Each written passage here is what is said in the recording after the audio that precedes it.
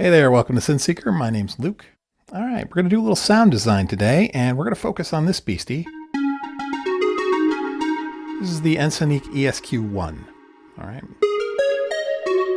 This is not a review of this synthesizer, but I'm going to talk about it a little bit, and then I'm going to flip back over to the Push and Ableton to talk about how it's being processed in the box. But what you're hearing is the ESQ-1.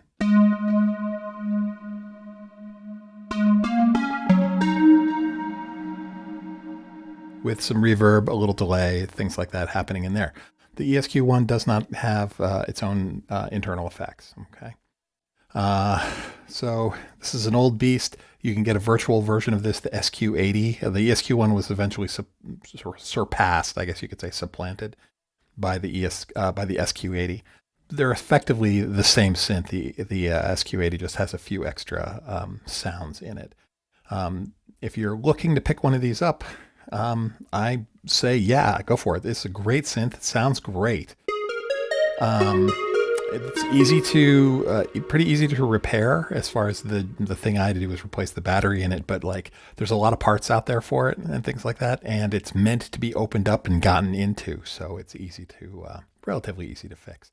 I don't do anything, as far as like soldering is concerned. I just burn myself with solder. That's my ultimate skill when it comes to soldering. And I managed to change the battery on this thing without blowing it or myself up. So, this is what we're going to do in this video is I'm just going to talk about why I like this synth, why you might like this synth, and then how I process it in the box to make it even more useful to me. Okay. So, this is a parameter-based synth. In fact, what do I mean by that? So a parameter-based synth is like a spreadsheet with a keyboard attached to it. Okay. There are no knobs. Okay. There's only one slider. Let's get in here. Let's show you this panel here real quick. I'll zoom in a bit. I know the lighting's bad, but this slider here is the only thing. There's volume and data input and then up-down buttons. Okay. This is patch bank selection. And you choose patches here. So like, based on this display, here's 10 patches that are available. Right, go to this.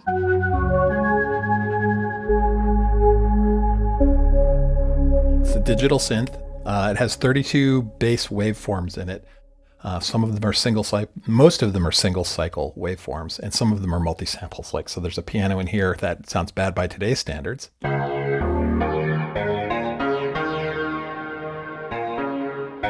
But that was like amazing back then, but you know, it's a useful thing. I like it for its synth noises. So bells, things like that. Let's see. Right.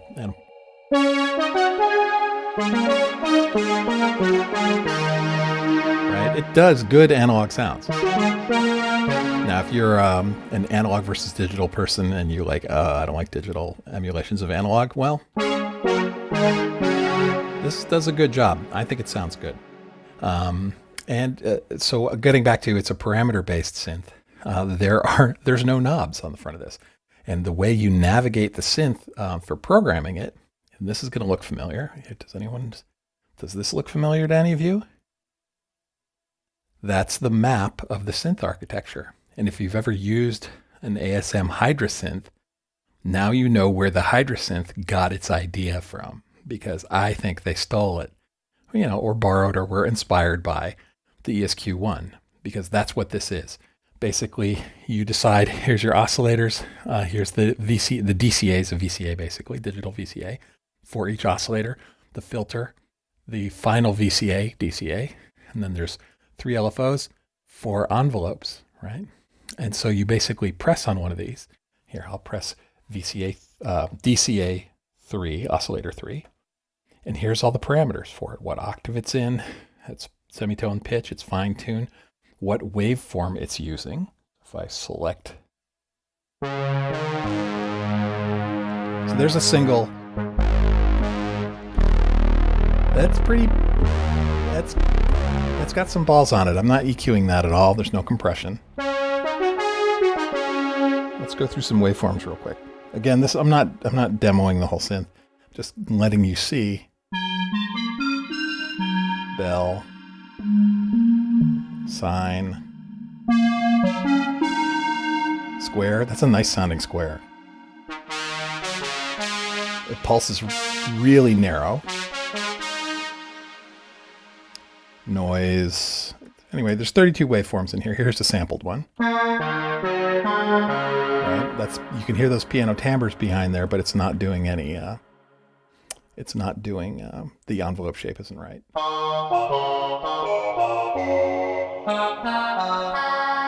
Some voices. Anyway, it's a super fun synth, and basically, it's Hydrasynth maneuvering.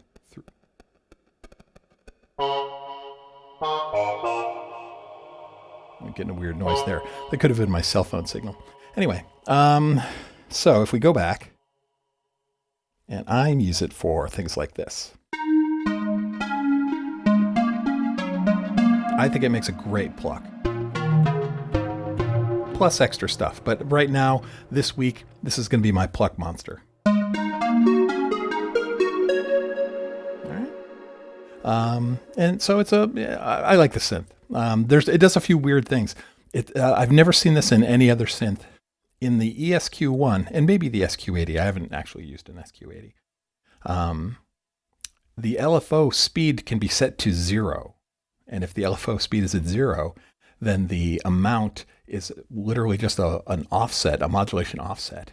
So you can use that to do weird things with pitch and tuning, and force parameters to be in a particular area and then modulate them by changing the LFO amount, even though the LFO is not running. And it's basically this changing offset. It's really freaky. I've never seen an LFO I could stop, which is just kind of cool. I'm nerding out. All right, let's go back to Ableton and let's talk about how I process this thing. It's a great synth. Pick one up if you can find one. The only thing you really have to make sure it works is the up and down input. The slider's nice. Mine's a little crunchy, but I cleaned it. It's okay. But as long as all of the buttons work and you can do up down, you're good to go. I mean, behind here is just a panel you can easily find a replacement for, and you just put it in, connect the ribbon cable, and you're good to go. All right, let's go look inside the box. Okay, here we are back in Ableton. I don't want this video to be too long, so hopefully all that handheld stuff I'll cut down to be something useful. I'm sitting here playing the push. Let's talk about what's in this rack here. So this track is the ESQ-1 track. All right. I've got some MIDI processing up here that I'm not going to worry about. I'm not going to explain that to you. But this is an octave shift MIDI device, so I can go up or down 3 octaves with just the click of a button. It's very convenient. And I've also baked in some velocity mapping stuff. Now, the ESQ-1's keyboard is a really, really nice keyboard. Nice keyboard. It's not no polyphonic aftertouch, although the synth supports it over MIDI, receiving it. But the keyboard's pressure only. On the ESQ-80, I think, and some of the other Ensoniq synths, there's poly aftertouch. But one thing that I really like about it is it's very, very sensitive in the lower velocity ranges. You could get really quiet playing on it. It's quite nice. In fact, it's so nice that my push, it doesn't jive well with the sort of settings I've got on the push for velocity. So what I do is I use a little velocity device to bump the minimum velocity on it. Otherwise, it actually is just a little too quiet. So I bring it up a bit. Anyway, that's just my personal preference. But that's MIDI processing. All right, so then it comes in. I've got a mod wheel assigned here. These are Ableton Live techniques. You can do it in whatever DAW you do. If you're a Bitwig person or whatever, there are ways for you to map various modulation sources to parts of the synth, right? So I've got this knob mapped to mod wheel, gain on the input, right? If I need to adjust it. And then I've got a patch control. So I control my patches selection on the ESQ-1 through this little patch control device that I've got baked in here, right? And then I've got a little compression as well. I'm not going to worry about it right now. But processing. So our audio is coming in at this point. Right, here's our little meter. There's a device in here. That's our external input device. All right, so that's coming in. Now, once it's in, I run it through an auto filter just in case I ever want to do a filter sweep of some kind. So if I were to start something playing here, let's do this. All right, so I've got a little pattern that I recorded earlier. So I've got an auto filter in here. Right, it's in Ableton, the filter has various modes. I've got it set for MS-20 right now with the resonance way up. All right, so that is there. It's just there as a convenience for me if I ever want to. Mostly if I want to tame something, I'll have the resonance down and I'll pull some of the top end off of it, or something like that. Then I run through a bunch of modulation effects. So I've got here, this is my chorus box, essentially. I've got the Ableton Chorus Ensemble. I've got a Roland Dimension D plugin. I've got the Juno 106 emulation from Arturia in there, and a phaser flanger from Ableton, right? These are my 4 go-to modulation effects, and they're just in there, set up with rates and amounts that I'm happy with. You can go do your own. And then I just map the controls to, this is Ensemble, this is Dimension D, this is Juno, this is phaser. And I just deal with them. These are all mapped to the push, right? So here it is without any modulation. There's a little delay there, but that's dry as far as modulation effects is concerned. Right, and then I'll bring in.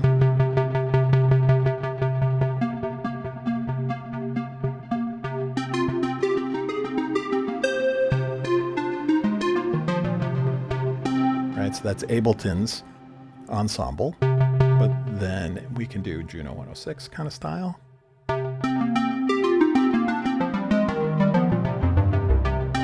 Hope you have headphones on. And then phaser, should I need it. Sometimes I'll throw in some other effect, flanger or univibe, something like that. But as far as processing the ESQ-1, there's no internal effects, so you just got to stack them all up in your DAW for whatever you're doing. I've got 2 delays here. I like stacking delays. Right, the first delay is dotted eighth.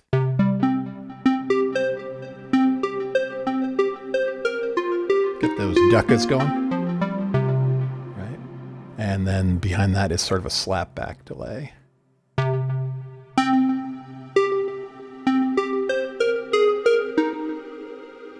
There's some reverb running there. I'll play with that in a second. But with those 2 stack delays.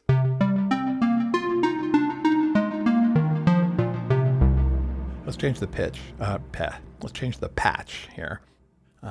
That's the sort of harp pluck that I slapped together for this. Then I take a variant of it, and it's a softer harp with a sweep behind it.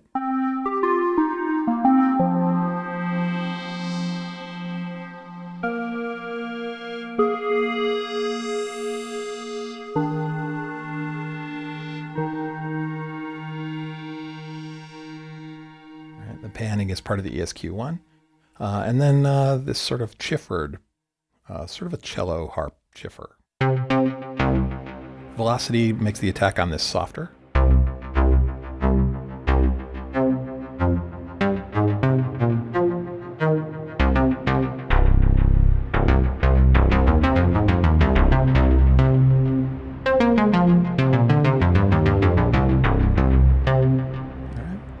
Back to my pluck here.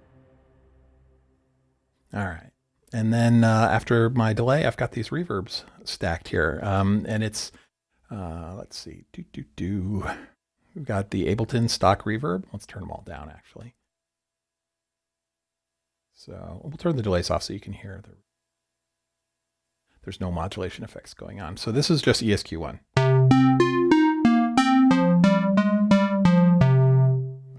Sorry if that's a little loud.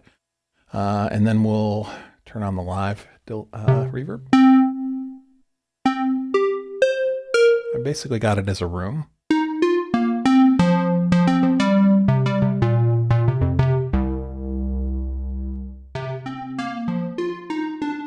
So if I use a room reverb to push a synth away from me. So without any, it's up close in your face. And as I add more room reverb, it moves away from me. It moves towards me. It moves away from me. So I will stack reverbs. I'll use this room reverb to sort of get the position where I want forward and back on the soundstage. A little bit further.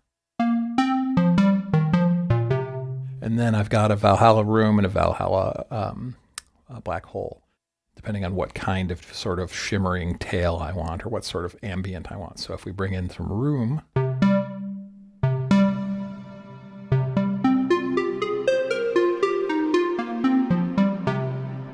right, that's a room reverb stacked with something that's more ambient, but also pretty live. And I use the black hole for really deep stuff.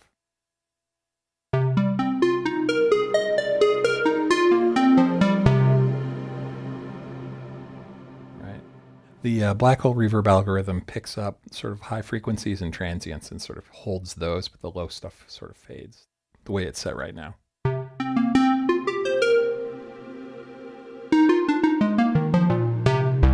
There's like a bloom to the black hole reverb. And so let me turn those delays back on. Let's add a little bit of ensemble and we'll put the Juno on. And we'll see how this goes. Let's see. I've got presets for the reverbs as well. Do pluck.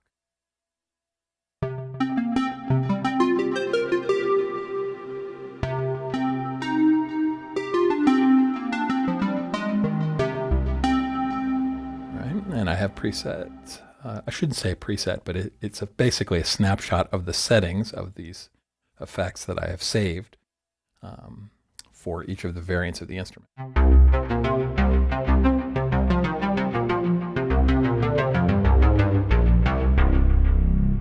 And I actually like to run that without the dotted A, the slapback.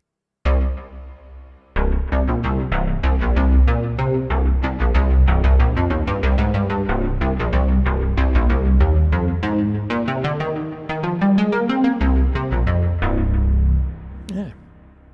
So that's my recipe for how I basically process my external stuff. They all run through a channel strip that's really similar. Every synth I have is going to run through this octave shifting velocity tool.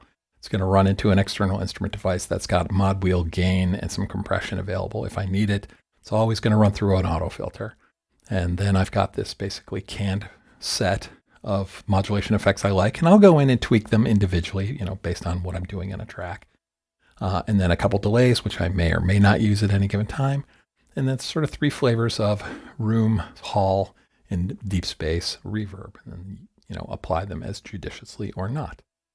And so if I take this and I combine it with, say, I've got a Micro Freak sitting over here, doing this nice little pad, right? And so we'll just start these going.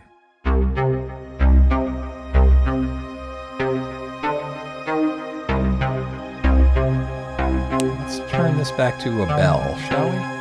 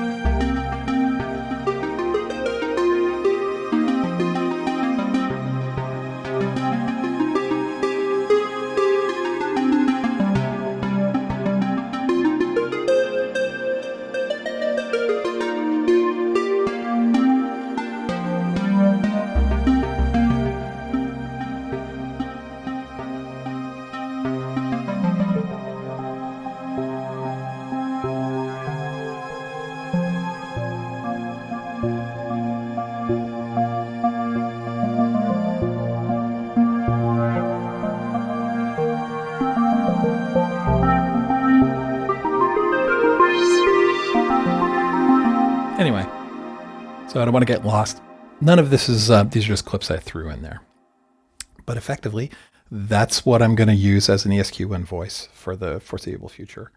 And, I may do a few other sounds on it, but I have enough other synths that I'm sort of assigning each synth a sort of role. And the role of the ESQ-1 is going to be my plucky harp. And, right? It can do a lot more than that, but that's, I'll get into it at a later date.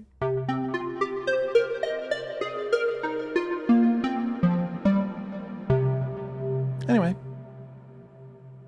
and so that'll do it. All right. This was just a little update, a little show and tell on one of the synths that I'm going to be working on, a little show and tell of how I'm processing it in the box. And really, that's about it. If you don't have an ESQ-1 and you see one on sale, grab it if it's in fairly good working order. And I don't know. I have no regrets. So, and that's about it. So thanks for spending time with me. And as always, you have been watching Synth Seeker. Have a great night.